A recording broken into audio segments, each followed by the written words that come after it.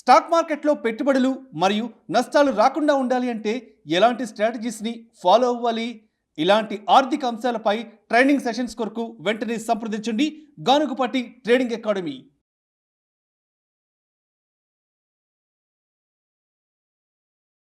నమస్తే, నేను జీవి సత్యనారాయణ.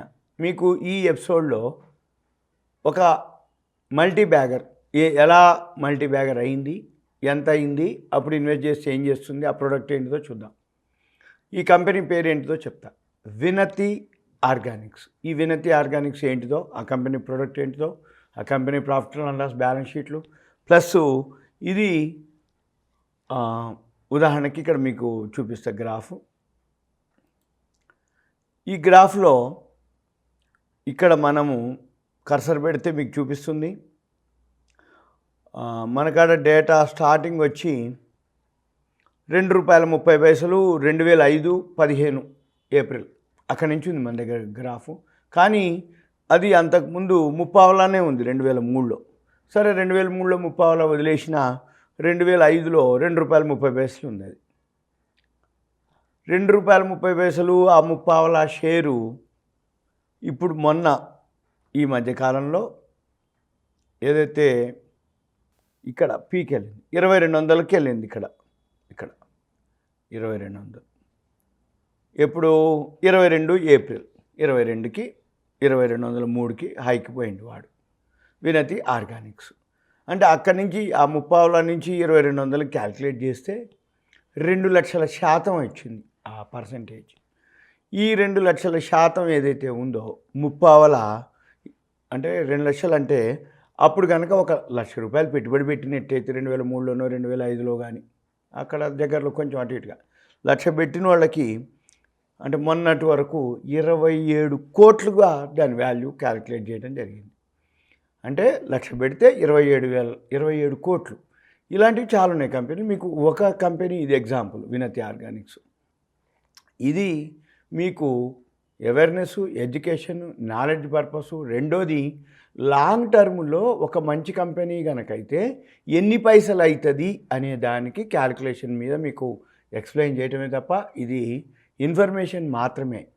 అంతే తప్ప చరిత్ర ఎందుకు, గతం ఎందుకు, అయిపోయింది ఎందుకు, ఇప్పటిది ఏంటిది అని అంటారు అనుకోండి, మీరేం చేయాలిగా?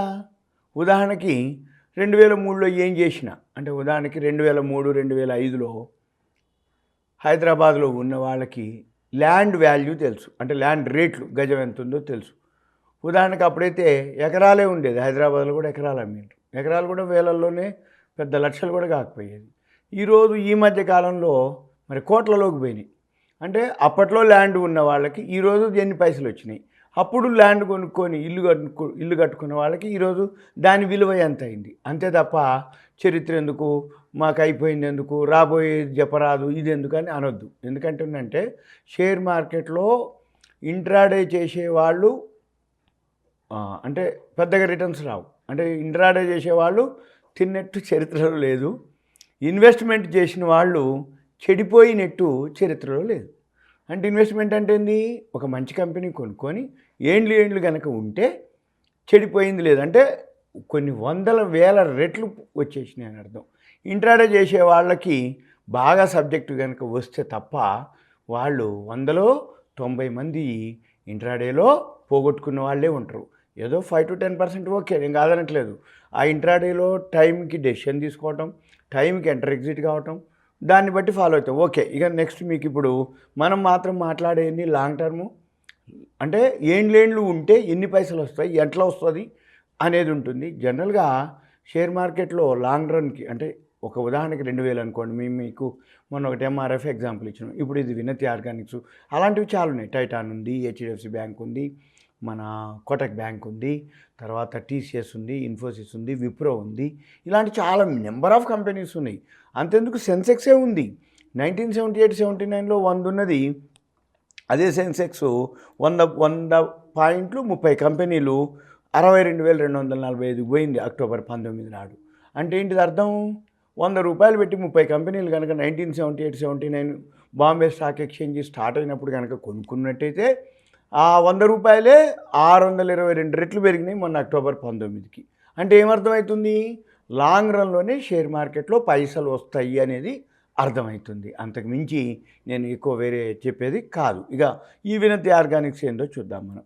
ఈ వినతి ఆర్గానిక్స్ ఇప్పుడు గ్రాఫ్ అయితే కొంచెం డౌన్లోనే చూపిస్తుంది. ఇక ప్రాఫిట్ అండ్ లాస్కి వద్దాము.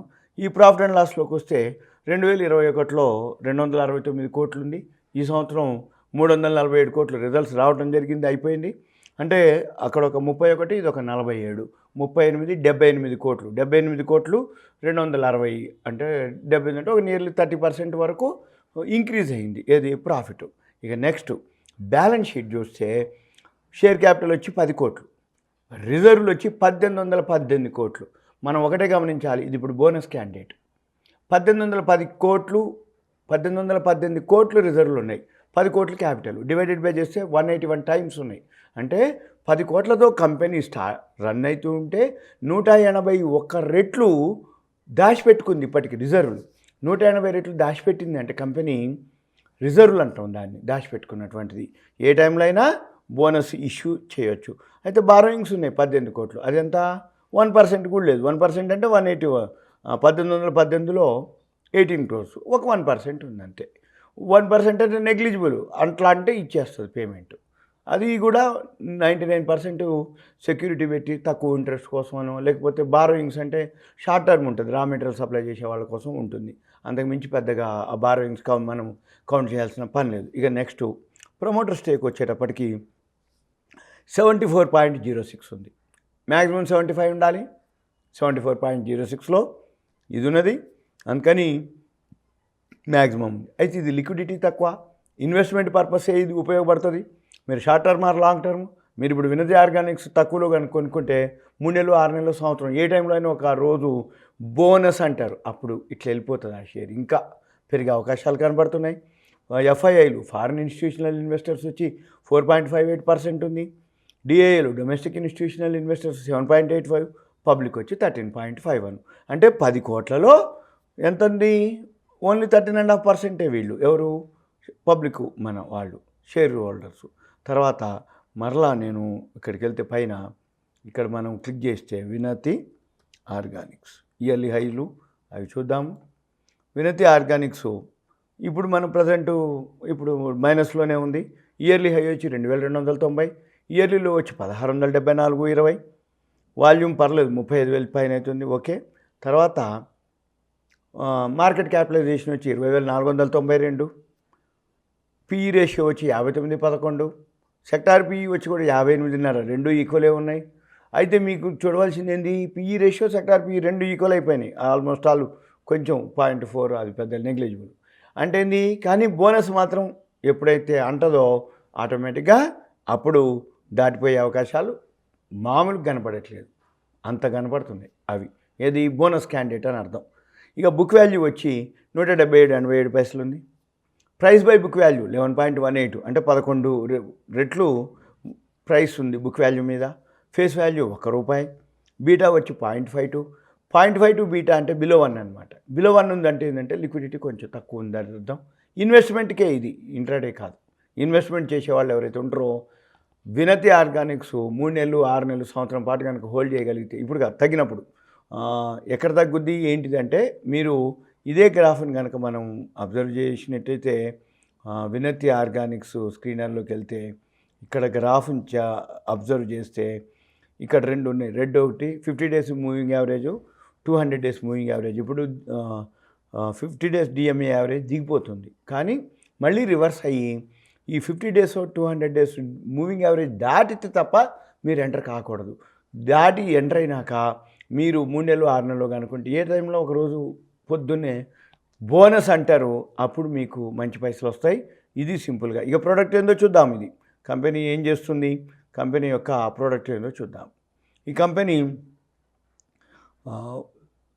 Chemicals company. ఇది వరల్డ్లో largest manufacture of IBB and ATBS Vinati organics limited. Blends innovation with chemistry to delivery value added products. ఇవి ఏమేం చేస్తుందో ప్రొడక్ట్స్ చూద్దాం. Speciality aromatics, speciality monomers, butyl phenols, speciality products, miscellaneous polymers. ఇది సింపుల్గా కంపెనీ యొక్క manufacturing. తర్వాత వీళ్ళకి 800+ ఎంప్లాయీస్ ఉన్నారు. 140+ క్లయింట్స్ ఉన్నారు. 35+ కంట్రీస్లో వీళ్ళు ప్రజెంట్ చేస్తారు. వీళ్ళకి 25+ అవార్డ్స్ వచ్చినాయి. 3+ decades experience, state of the art manufacturing facilities. ఇది R&D ఉంది వీళ్ళకి. ఇది సింపుల్గా ఈ కంపెనీ యొక్క ఇన్ఫర్మేషన్.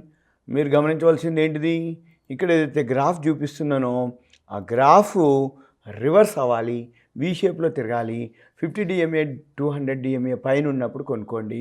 ఒకవేళ కిందికి వచ్చినంత వరకు వచ్చి మళ్ళీ 50 DMA 200 DMA దాటినప్పుడు, అంటే ఫస్ట్ 200 DMA దాటుద్ది, అది దాటినప్పుడు మీరు ఎంటర్ అవ్వాల్సి ఉంటుంది.